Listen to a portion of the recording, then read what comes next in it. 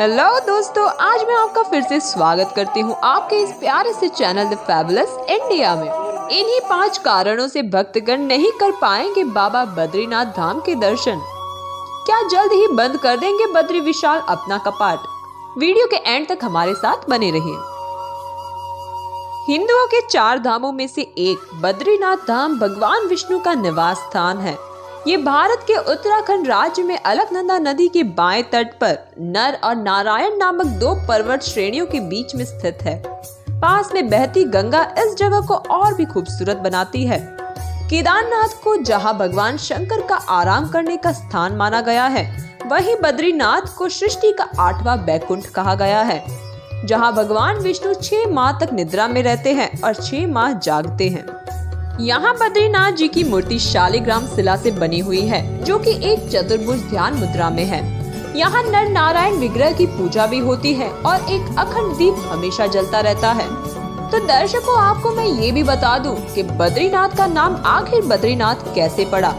पहला कारण तो ये है कि यहाँ पर भारी मात्रा में पाई जाने वाली जंगली बेरी को बद्री कहा जाता है, और दूसरा कारण कथा के अनुसार इस स्थान पर बेरी के पेड़ के रूप में माता लक्ष्मी विराजती है, अपने स्वामी यानी कि भगवान विष्णु को भारी हिमवर्षा से बचाने के लिए।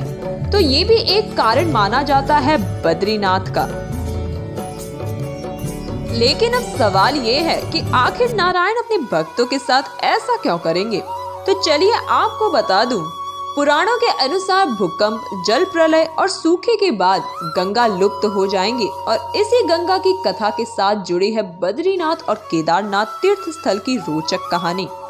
भविष्य में नहीं होंगे बद्रीनाथ धाम के दर्शन, क्योंकि माना जाता है कि जिस दिन नर और नारायण पर्वत आपस में मिल जाएंगे, उसी दिन बद्रीनाथ का पूरी तरह से मार्ग बंद हो जाएगा।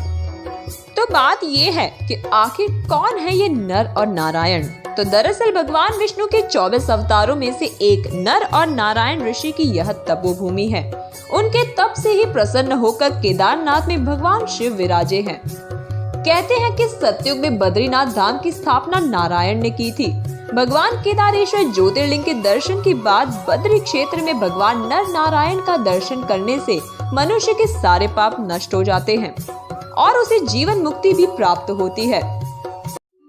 मान्यताओं के अनुसार कलयुग के बद्रीनाथ एक बार फिर नए स्वरूप में प्रकट होंगे। पुराणों के अनुसार आने वाले कुछ वर्षों में वर्तमान बद्रीनाथ धाम और केदारेश्वर धाम लुप्त हो जाएंगे, और वर्षों बाद भविष्य में भविष्य बद्री नामक नए तीर्थ का उद्गम होगा। और ये बात तो जोशी मठ में विराजमान नरसिंह भगवान की मूर्ति साबित करती है। मान्यताओं के अनुसार जोशी मठ में स्थित नरसिंह भगवान की मूर्ति का एक हाथ साल दर साल पतला होता जा रहा है, और ये अभी सुई के नोक के बराबर है। और जिस दिन ये हाथ लुप्त हो जाएगा, उसी दिन बद्री और केदारनाथ तीर्थ स्थल भी लुप्त होना प्रारंभ हो जाएंगे।